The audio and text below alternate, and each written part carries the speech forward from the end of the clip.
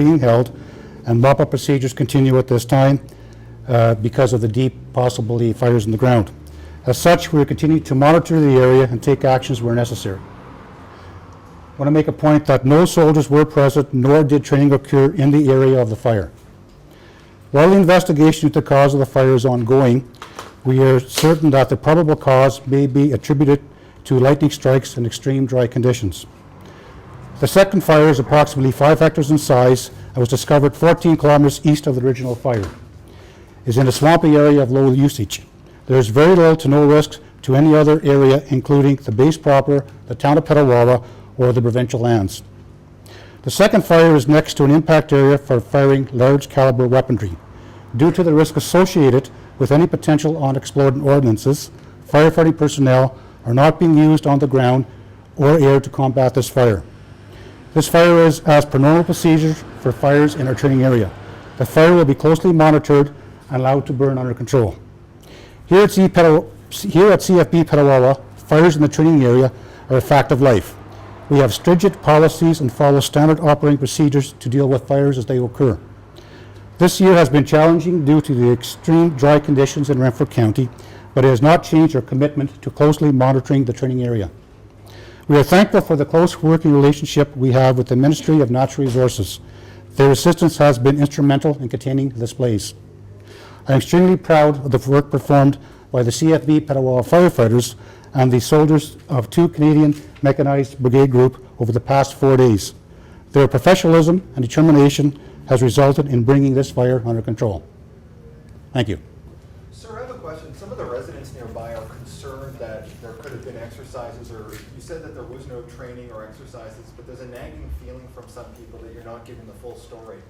That's correct. Basically everything is documented, and we do not have any documentation there was any soldiers out that way or training basically in the area by Algonquin Park.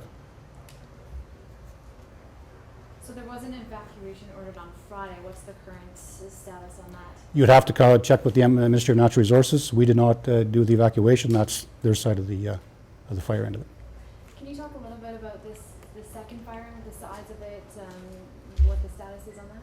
As mentioned, it's roughly about 5 hectares in size. It's about 14 kilometers east of the original fire. It's in basically another training area, which has the unexploded ordnances inside of it. And because of the unexploded ordnances, we will not put personnel or aircraft in there. So again, it's also a low area because it's also a hardwood stand, which doesn't make it as the fire behavior as extreme as it was on the area's H fire out in Algonquin Park. And what changed to being the first fire under control? The fires are not determined under control until basically we surround the fire. So we have a hose line all around it and roads, etc. So that took basically time to get established. Basically as of, I believe, Saturday is when we had some of the roads around, but the weather conditions obviously deemed a big time on this fire. As we know right now, we could possibly have another storm coming in, which could cause other issues, but right now things are under control and doing quite well out there. Are you taking any special precautions right now with another thunderstorm on its way through? Nothing out of the ordinary than any other fire department would do.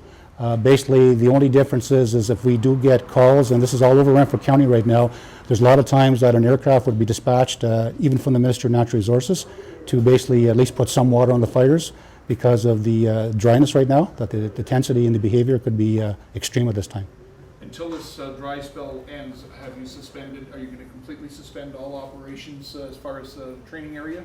Right now, the training area operations has extended. Basically, there's no operations going on at all out there for training, and nothing will continue until we have control and basically have the mop-up procedures completed at on this fire. How concerned are you about the present situation? It looks like there's thunderstorms coming in, but possibly with very little rain in it. I mean, from a fire chief's perspective, is this a perfect recipe for disaster? This is nothing out of the ordinary for CFB Petawawa. We're used to this. We fight fires all the time in the ranges. It's a little more drier than normal, but also the ranges are extremely different. A lot of times you'll have a storm back on the base here, you won't get a storm out in the area at all. So it's nothing out of the ordinary. It didn't basically get our firefighters excited about it all, because we fight these things basically every year, just out of the ordinary. But the fact that there could be lightning with zero rain in it? No, not really. This could happen right as we speak now. We could get lightning strikes, and obviously the guys are going to basically respond with this truck could be on the base or it could be out in the area. So it's nothing out of the ordinary. And we're not taking any extra precautions at this time. Are you able to talk about road closures? That might be an M&R question, but the Barron Canyon Road was closed. Other closures you can mention? Pardon me? Other closures you can mention? Again, you have to check with the M&R. I got no idea. We just look after base prop, Yeah. so nothing at all with that. And I guess in terms of evacuations, you guys, is it the MNR? M&R basically would have did the evacuation. We do not. It's a precautionary. We would also do the same thing on the base. Was coming toward the base. We would look at possible evacuation As it procedures. stands right now, is the fire is still contained within CFB Petawawa? That's correct. Yes.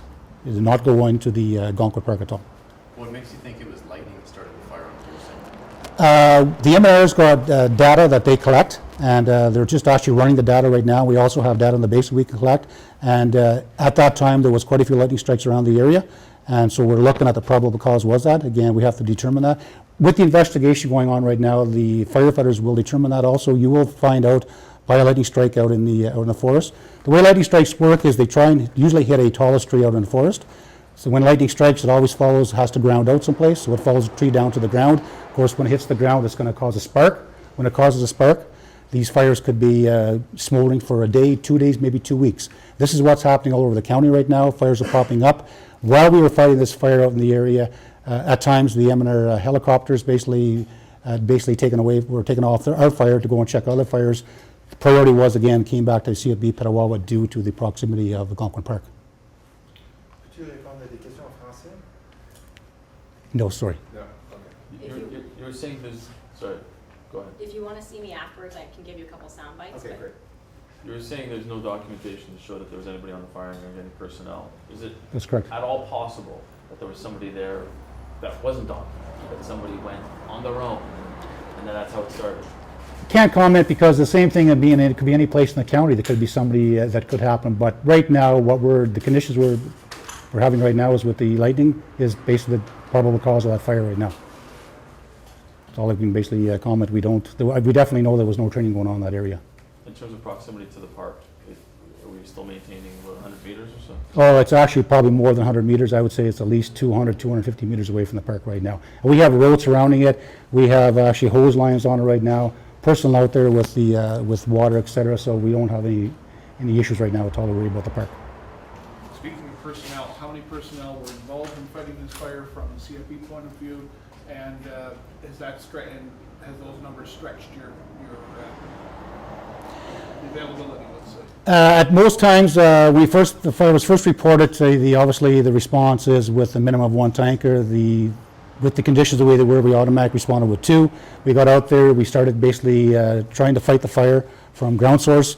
At that time, we determined there was no way we could do it. So we obviously called in a water support from the Ministry of Natural Resources. We started off with one tanker, water tanker. Then we basically called in the second one.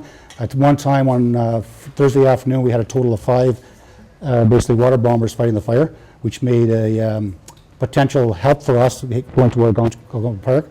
As far as personnel from the fire department, I think sometimes we had possibly 18 firefighters to 20 firefighters on scene.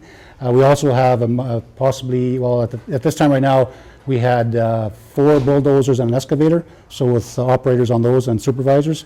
There was a good time we had basically 20 to 25 personnel basically working the fire. So just confirming, so no damage to personal property, but the second fire is getting closer to these ordinances, the equipment? No, not to equipment. Okay. It's just in a swampy area. Okay. There's nothing, the land is not basically very low usage, so we're not going to basically water with the fire at all. The big thing is it's in a hardwood stand, meaning that it's not going to burn as intense as it was out in the area by the Gonquin Park. I know you were saying before, from a layman's perspective, it's basically out, but what is the concern in terms of, from a firefighter's perspective? I mean, you have to make sure it's completely, there's still hot spots? Yeah, there's not concern, it's just basically a lot of mop up. This is the dirty time. This is the time when the guys come back and they're black because they got to get in the ground and they got to make like a soup where the hot spots are. So whenever stumps burn, etc., it's down now probably about 18 to 20 inches. So again, the longer this goes on is when it continues to go back in the ground. That's where they have to get in with the hose lines, and they've got to play with it, we call that, because again, we're going to be basically making like soup there. So it's not a concern, it's just a job that's what's called the mop-up procedures. That's going to take some time. And so the reason why people are being turned away from some of the entrances park, so there's just a possible risk, is that? Entrances is where into Well, the, the Barron Canyon Road, like that one's. closed. again, you're gonna have to check with the M&R, I got no idea with that one. Okay. We will not allow people on the base because of the ordinances on there, unexploded ordinances. This is our concern with any time that people get on there, so that's the big concern of the base property. It sounds like you're saying it's safe though, in terms of it's not likely to start up again. Should people be allowed back into areas that are more than 250 meters away in the park? Again, you're gonna have to comment with the Minister of Natural Resources, I've got no idea. It's safe out there because there's no unexploded ordinances in the area where the fire was by the park. So we got the two different fires, one has no unexploded, the other one obviously we could have the potential of, but as far as the park goes, you can ask the Minister of Natural Resources for those comments, I think. With the second fire, going back to that one, are you not afraid that if you just sort of let it burn and the conditions remain dry, that that could flare up and spread very quickly? No, we had a meeting last night, consulted with the Minister of Natural Resources. We have roads all around where this fire is.